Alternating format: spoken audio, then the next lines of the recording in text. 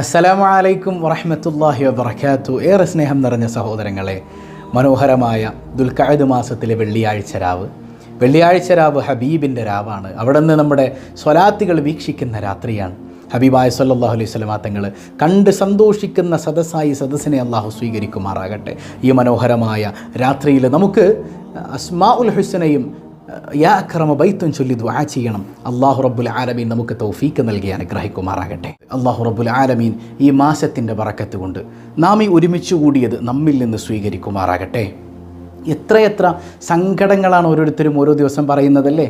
കഴിഞ്ഞ ദിവസം നമ്മൾ പറഞ്ഞു അസ്മാഉൽ ഹുസ്നയാണ് എല്ലാത്തിനും മരുന്ന്. അസ്മാഉൽ ഹുസ്ന നമ്മുടെ കയ്യിലുണ്ടെങ്കിൽ എന്തിനാ നമ്മൾ പേടിക്കണേ? എല്ലായിടത്തും ഉപയോഗിക്കാൻ പറ്റിയ മനോഹരമായ മരുന്നാണത്. ആ അസ്മാഉൽ ഹുസ്നയാകുന്ന മരുന്ന് കൊണ്ട് തീർക്കാൻ കഴിയാത്ത ഒരു രോഗവുമില്ല, ഒരു ദാരിദ്ര്യവുമില്ല, ഒരു പ്രയാസവുമില്ല. എല്ലാം മാറും അസ്മാഉൽ ഹുസ്നയിലൂടെ. അതുകൊണ്ട് തന്നെ ഖൽബറിഞ്ഞ് ഒരു 10-20 മിനിറ്റ് സമയം മാത്രം ഒരു അസ്മാഉൽ ഹുസ്നയും അതുപോലെ അല്പം മദ്ഹും ചൊല്ലിയിട്ട് വേഗം നമുക്ക് ദുആ ചെയ്യണം. ഓരോ രാത്രിയും ഇൻഷാ അല്ലാഹ്, രാവിലെ സ്വബാഹുൽ ഖൈറിലാണെങ്കിൽ രാത്രിയിൽ ഈ മജ്ലിസിലൂടെ നമ്മുടെ ജീവിതത്തെ നമുക്ക് മനോഹരമാക്കിയെടുക്കണം. അല്ലാഹു റബ്ബുൽ ആലമീൻ തൗഫീഖ് നൽകി അനുഗ്രഹിക്കുമാറാകട്ടെ. ബിസ്മില്ലാഹിർ റഹ്മാനിർ റഹീം. അപ്പോൾ നല്ല നെയ്യത്തിൽ മനസ്സറിഞ്ഞ് ഞാൻ എൻ്റെ റബ്ബിൻ്റെ മുമ്പിലാണ് ഇരിക്കുന്നത്, എൻ്റെ റബ്ബിൻ്റെ നാമങ്ങളാണ് ഞാൻ വിളിക്കുന്നത്. ആ റബ്ബ് എനിക്ക് ഉത്തരം ചെയ്യും. ആരെന്നെക്കാൾ അടുത്തതിനേക്കാളും അല്ലേ, ആരെല്ലാം എൻ്റെ അടുത്തുണ്ടോ അവരെക്കാളൊക്കെ എന്നോടടുത്തത് എൻ്റെ നാഥനാണ് അല്ലേ. ആ നാഥൻ ഞാൻ വിളിച്ചാൽ എന്നെ തട്ടിക്കളയില്ല. എൻ്റെ റബ്ബാണവൻ, അവരെന്നെ കൈവിടില്ല. ഉറപ്പാണ്. ആ ബോധ്യത്തിൽ നിന്നുകൊണ്ട് അസ്മാഉൽ ഹുസ്ന ചൊല്ലണം. ബിസ്മില്ലാഹിർ റഹ്മാനിർ റഹീം. യാ അല്ലാഹ് യാ റഹ്മാനു യാ അല്ലാഹ് യാ റഹീമു യാ അല്ലാഹ് യാ മലികു യാ അല്ലാഹ് യാ ഖുദ്ദൂസ് യാ അല്ലാഹ് യാ സലാമു യാ അല്ലാഹ് യാ മുഅ്മിനു യാ അല്ലാഹ് യാ മുഹൈമിനു യാ അല്ലാഹ് യാ അസീസു യാ അല്ലാഹ് യാ ജബ്ബാറു യാ അല്ലാഹ് യാ മുതകബ്ബിറു യാ അല്ലാഹ് യാ ഖാലിഖു യാ അല്ലാഹ് യാ ബാരിഉ യാ അല്ലാഹ് യാ മുസവ്വിറു യാ അല്ലാഹ് യാ ഗഫാറു യാ അല്ലാഹ് യാ ഖഹാറു യാ അല്ലാഹ് യാ വഹ്ഹാബു യാ അല്ലാഹ് യാ റസ്സാഖു യാ അല്ലാഹ് യാ ഫത്താഹു യാ അല്ലാഹ് യാ അലീമു യാ അല്ലാഹ് യാ ഖാബിദു യാ അല്ലാഹ് യാ ബാസിതു യാ അല്ലാഹ് യാ ഖാഫിദു യാ അല്ലാഹ് യാ റാഫിഉ യാ അല്ലാഹ് യാ മുഇസ്സു യാ അല്ലാഹ് യാ മുദില്ലു യാ അല്ലാഹ് യാ സമീഉ യാ അല്ലാഹ് യാ ബസീറു യാ അല്ലാഹ് യാ ഹകമു യാ അല്ലാഹ് യാ അദ്ലു യാ അല്ലാഹ് യാ ലത്തീഫു യാ അല്ലാഹ് യാ ഖബീറു യാ അല്ലാഹ് യാ ഹലീമു യാ അല്ലാഹ് യാ അളീമു യാ അല്ലാഹ് യാ ഗഫൂറു യാ അല്ലാഹ് യാ ശകൂറു യാ അല്ലാഹ് യാ അലിയ്യു യാ അല്ലാഹ് യാ കബീറു യാ അല്ലാഹ് യാ ഹഫീദു യാ അല്ലാഹ് യാ മുഖീതു യാ അല്ലാഹ് യാ ഹസീബു യാ അല്ലാഹ് യാ ജലീലു യാ അല്ലാഹ് യാ കരീമു യാ അല്ലാഹ് യാ റഖീബു യാ അല്ലാഹ് യാ മുജീബു യാ അല്ലാഹ് യാ വാസിഉ യാ അല്ലാഹ് യാ ഹകീമു യാ അല്ലാഹ് يا ودود يا الله يا مجيد يا الله يا باعث يا الله يا شهيد يا الله يا حق يا الله يا وكيل يا الله يا قوي يا الله يا متين يا الله يا ولي يا الله يا حميد يا الله يا محصي يا الله يا مبدئ يا الله يا معيد يا الله يا محيي يا الله يا مميت يا الله يا حي يا الله يا قيوم يا الله يا واجد يا الله يا ماجد يا الله يا واحد يا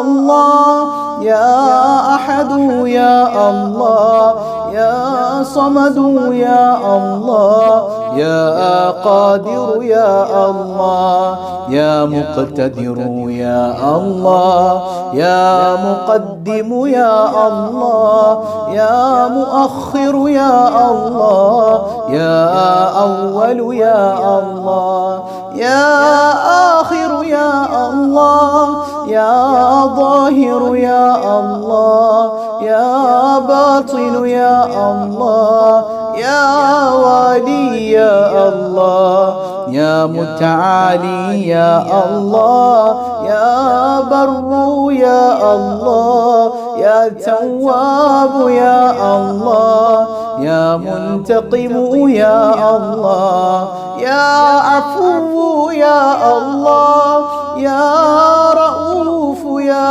الله يا مالك الملك يا الله يا ذا الجلال والإكرام يا الله يا مقسط يا الله يا جامع يا الله يا غني يا الله يا مغني يا الله يا مانع يا الله يا ضار يا الله يا نافع يا الله يا نور يا الله يا هادي يا الله يا بديع يا الله يا باقي يا الله يا وارث يا الله يا رشيد يا الله يا صبور يا الله الذي لم يلد ولم يولد ولم يكن له كفوا أحد. അൽഹംദുലില്ലാ, അള്ളാഹു കബൂൽ ചെയ്യുമാറാകട്ടെ. അസ്മാഉൽ ഹുസ്ന അതൊരു അത്ഭുതമാണ്. നമ്മുടെ ജീവിതത്തെ മാറ്റിമറിക്കുന്ന മനോഹരമായ മന്ത്രമാണ് അസ്മാഉൽ ഹുസ്ന. അള്ളാഹു റബ്ബുൽ ആലമീൻ ഈ ഒരു സദസ്സിലൂടെ എന്നെന്നും അസ്മാഉൽ ഹുസ്ന പതിവാക്കാൻ നമുക്കെല്ലാവർക്കും തൗഫീക്ക് നൽകുമാറാകട്ടെ. അസ്മാഉൽ ഹുസ്നയുടെ ബറക്കത്ത് കൊണ്ട് നമ്മുടെ മനസ്സിലുള്ള എല്ലാ പ്രയാസങ്ങളും അള്ളാഹു നീക്കി തരുമാറാകട്ടെ ഇൻഷാ അല്ലാഹ്. യാ അക്രമ ബൈത്ത് ചൊല്ലാം, മനോഹരമായ ബൈത്താണ്.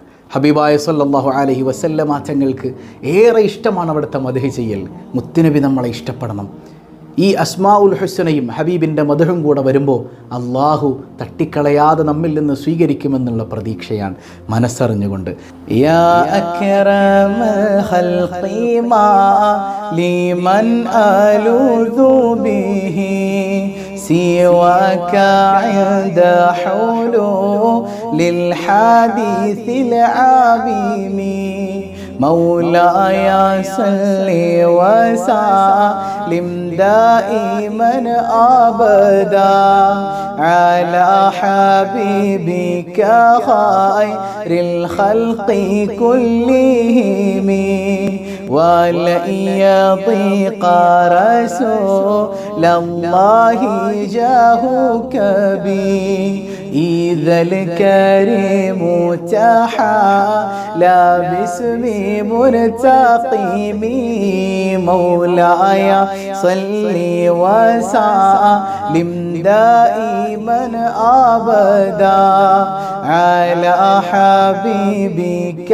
خير الخلق كلهم فإن من جودك دنيا وضرتها ومن علومك علم اللوح والقلم مولاي صل وسلم دائما أبدا على حبيبك خير الخلق كلهم يا نفس لا تقنطي من زلة عظمت إن الكبائر في الغفران كالأمم مولاي صل وسلم دائما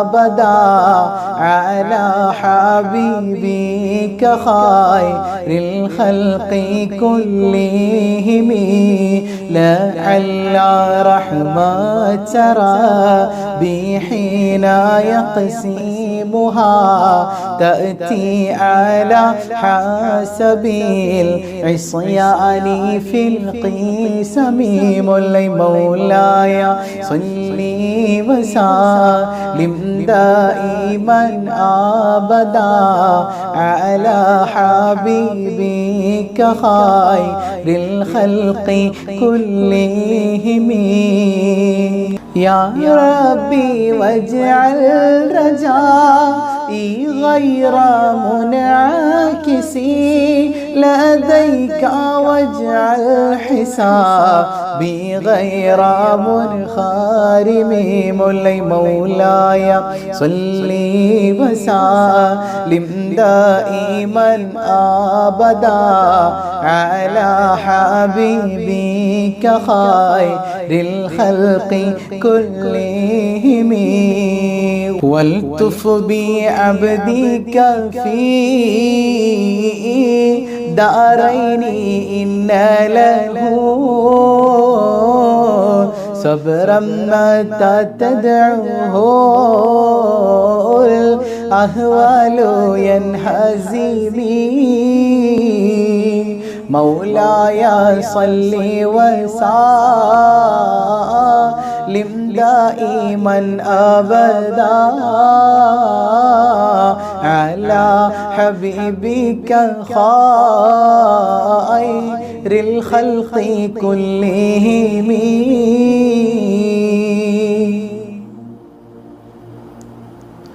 وأذن لصحبي صلاة منك دائمتي على النبي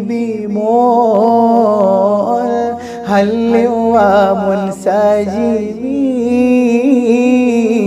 مولاي صل وسلم دائما أبدا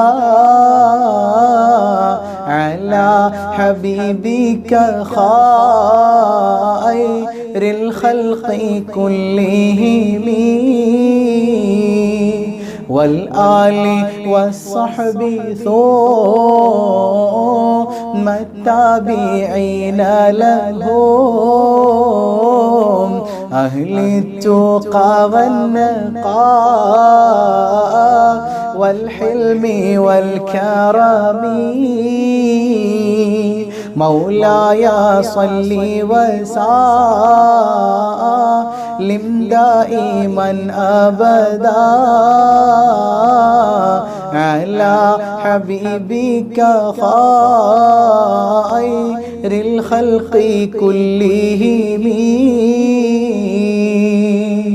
ما رنحت عذابات الباني ريح صبا وأتراب العيسى دل عيسى بالنغم مولاي صل وسلم دائما أبدا على حبيبك خير الخلق كلهم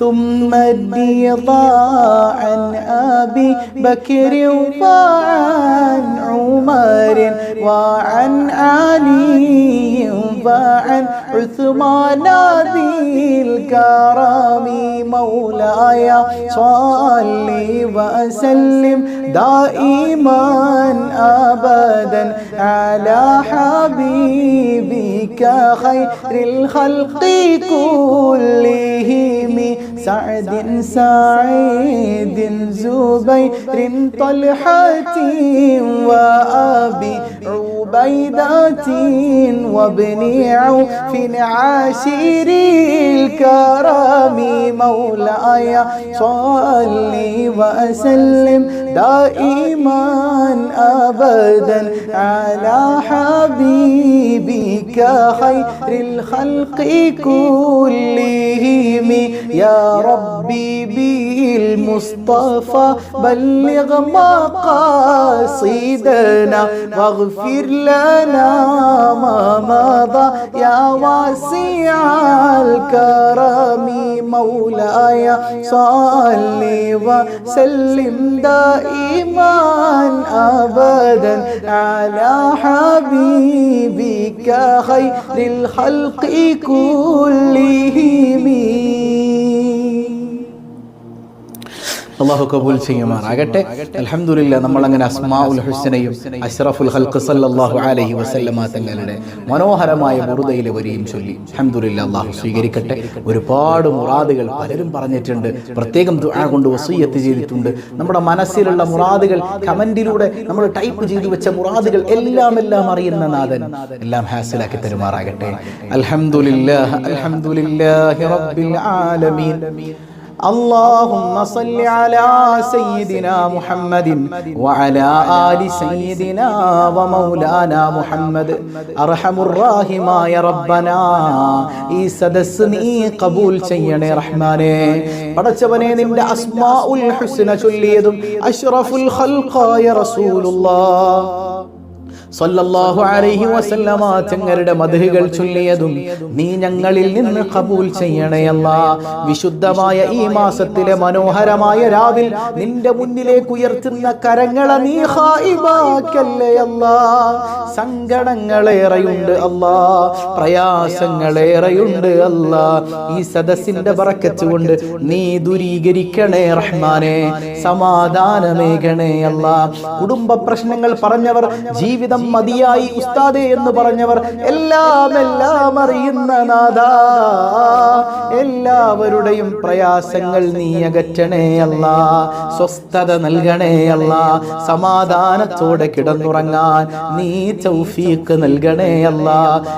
എത്ര രോഗികളാണ്, പലരും ഹോസ്പിറ്റലുകളിലാണ്. സർജറി കഴിഞ്ഞവരുണ്ട്, സർജറിക്ക് തയ്യാറെടുക്കുന്നവരുണ്ട്. എല്ലാവർക്കും ആജിലും കാമിലുമായ ശിഫാ നീ നൽകണേ അല്ലാ. നീ ശിഫാ നൽകണേ അല്ലാ. യാ റബ്ബനാ, ഞങ്ങളെ നീ തളർത്തിക്കളയല്ലേ അല്ലാ. കിടന്ന കിടപ്പിൽ മലമൂത്ര വിസർജനം നടത്തുന്നൊരവസ്ഥ നൽകല്ലേ അല്ലാ. സ്വന്തം സന്താനങ്ങൾ പോലും അറപ്പോടെ വെറുപ്പോടെ നോക്കുന്ന അവസ്ഥ നൽകല്ലേ അല്ലാ. പൊന്നുമക്കൾ ഞങ്ങളുടെ പ്രതീക്ഷകളാണ് അല്ലാ. നന്നാക്കണേ അല്ലാ, നേർവഴിയിൽ നടത്തണേ അല്ലാ. എല്ലാ മേഖലകളിലും വിജയം നൽകണേ അല്ലാ. നീ വിജയം നൽകണേ അല്ലാ. യാ റബ്ബനാ, യാ റബ്ബനാ, മാതാപിതാക്കളോട് അദബുള്ള മക്കളാക്കണേ അല്ലാ. ഉമ്മാടെയും ഉപ്പാടെയും കഴുത്തിന് കയറി പിടിക്കുന്ന മക്കളാക്കല്ലേ അല്ലാ. യാ റഹ്മാനു യാ റഹീം, മക്കളില്ലാത്ത എത്രയോ സഹോദരങ്ങൾ നെഞ്ചു നീറുകയാണ് അല്ലാ. സ്വാലിഹീങ്ങളായ സന്താനങ്ങളെ നീ നൽകണേ അല്ലാ, നീ നൽകണേ അല്ലാ. നീയല്ലാതെ ആരാണ് റബ്ബേ ഞങ്ങൾക്കുള്ളത്?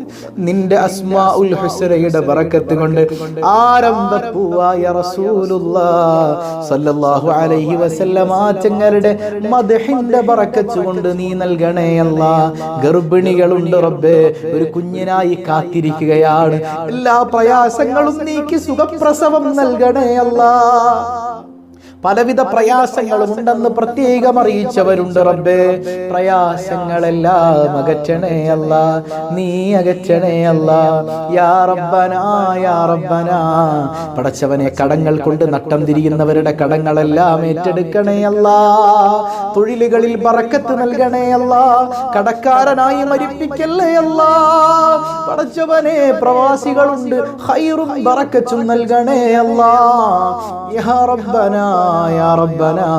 വീടില്ലാത്തവർക്ക് ഖൈറായ ഭവനം നീ നൽകണേ അല്ലാ. സിഹർ കൊണ്ട് കണ്ണേർ കൊണ്ട് നെട്ടോട്ടമോടുന്നവർ എല്ലാം ബാത്തിലാക്കണേ അല്ലാ. എല്ലാ പൈശാചികതകളിൽ നിന്നും കാവലേകണേ അല്ലാ. സിഹർ ജീവിതം നശിപ്പിച്ചവരെത്രയാണ് റബ്ബേ, എല്ലാവർക്കും നീ സമാധാനം നൽകണേ അല്ലാ. റഹ്മുർ-റഹീമായ റബ്ബേ, നീ ഞങ്ങൾക്ക് എത്രയോ അനുഗ്രഹങ്ങൾ ചെയ്തു അല്ലാ. തിരിച്ച് നന്ദികേടല്ലാതെ ഞങ്ങൾ ചെയ്തിട്ടില്ല അല്ലാ. പടച്ചവനെ, നിനക്ക് നന്ദി ചെയ്യാനുള്ള തൗഫീക്ക് നൽകണേ അല്ലാ. പടച്ചവനെ, ഞങ്ങൾ ഈമാൻ കുറഞ്ഞവരാണ് റബ്ബേ. കരുണക്കടലായ നാഥാ, ഞങ്ങൾ നന്ദി കേട് കാണിച്ചത് കൊണ്ട് നീ ഞങ്ങൾക്ക് നൽകിയത് തിരിച്ചെടുക്കല്ലേ അല്ലാ, നീ തിരിച്ചെടുക്കല്ലേ അല്ലാ. അർഹമുർ-റഹീമായ കരുണക്കടലായ റബ്ബേ, എല്ലാ ദിവസവും സ്വബാഹുൽ ഖൈറിൽ പങ്കെടുത്ത് ആദ്യമായി ഞങ്ങൾ പറയുന്നത് അൽഹംദുലില്ലാഹ് എന്നാണല്ലോ അല്ലാ. സ്വബാഹുൽ ഖൈറിന്റെ അഹ്ലുകാരെ നീ ചേർത്തു പിടിക്കണേ അല്ലാ, നീ അവരെ ചേർത്തു പിടിക്കണേ അല്ലാ. മറ്റുള്ളവരിലേക്ക് എത്തിച്ചു കൊടുക്കുന്നവർ, അതിനുവേണ്ടി ഓടി നടക്കുന്നവർ, യാ റബ്ബനാ സ്വബാഹുൽ ഖൈറിനെ നീ നിലനിർത്തണേ അല്ലാ. ആ സദസ്സിലൂടെ ഒരുപാട് ആളുകൾ ജീവിതത്തിലേക്ക് തിരിച്ചു വന്നിട്ടുണ്ട്. എല്ലാവർക്കും നീ സന്തോഷവും സമാധാനവും നൽകണേ അല്ലാ. പടച്ചവനെ, മരിക്കുന്നതിന് മുൻപ് മക്കം ഒന്ന് കാണാൻ, നിന്റെ പരിശുദ്ധമായ ഭൂമിയിൽ വന്നണയാൻ, കഅബാലയം ഒന്ന് തവാഫ് ചെയ്യാൻ ആരംഭപ്പൂവായ റസൂലുള്ളാഹ് സ്വല്ലല്ലാഹു അലൈഹി വസല്ലമ തങ്ങളുടെ മദീന മണ്ണിലൊന്നിരിക്കാൻ, അവിടത്തോട് സലാം പറയാൻ നീ തൗഫീക്ക് നൽകണേ അല്ലാ. ഇത്തവണ ഹജ്ജിന് പോകുന്നവരുണ്ട്, യാത്രയെല്ലാം നീ എളുപ്പമാക്കണേ അല്ലാ. ഞങ്ങൾക്കും പറയാവർത്ത് നീ അവസരം നൽകണേ അല്ലാ. നീ കൈവെടിയല്ലേ അല്ലാ. ഞങ്ങളിൽ നിന്ന് മൺമറഞ്ഞ പലരും ഖബറിലാണ് റബ്ബേ. മഗ്ഫിറത്ത് നൽകണേ അല്ലാ, മർഹമത്ത് നൽകണേ അല്ലാ. എപ്പോഴാണ് ഞങ്ങൾ മരിക്കുന്നതെന്നറിയില്ല അല്ലാ. ഈമാൻ സലാമത്താക്കണേ അല്ലാ, ഈമാൻ സലാമത്താക്കണേ അല്ലാ. ഈമാനില്ലാത്ത മുനാഫിക്കുകളിൽ പെടുത്തല്ലേ അല്ലാ. പടച്ചവനെ, ഞങ്ങളെയും ഞങ്ങളിൽ നിന്ന് മൺമറഞ്ഞവരെയും ആരംഭപ്പൂവായ റസൂലുള്ളാഹ് സ്വല്ലല്ലാഹു അലൈഹി വസല്ലമ തങ്ങളോടൊപ്പം ഒരുമിപ്പിക്കണേ അല്ലാ. ഈ ദുനിയാവിൽ തന്നെ ഇതെന്തൊരു ചൂടാണ് റബ്ബേ. എത്രയോ ഇരട്ടി ഞങ്ങളുടെ തലക്ക് മുകളിൽ സൂര്യനെ ഉദിപ്പിക്കുന്ന മഹ്ശറാവൻ സഭയിൽ ഞങ്ങൾ വന്നു നിൽക്കുമ്പോൾ ഈ അസ്മാഉൽ ഹുസ്നയുടെ ബറക്കത്തുകൊണ്ട് നിന്റെ കാരുണ്യത്തിന്റെ നോട്ടം നൽകണേ അല്ലാ. ഈ ചൊല്ലിയ ബുർദയുടെ ബറക്കത്ത് കൊണ്ട് ആരംഭപ്പൂവായ റസൂലുള്ളാഹ് സ്വല്ലല്ലാഹു അലൈഹി വസല്ലമ തങ്ങളുടെ തിരുനോട്ടം നൽകണേ അല്ലാ. ബിഹഖി പടച്ചവനെ,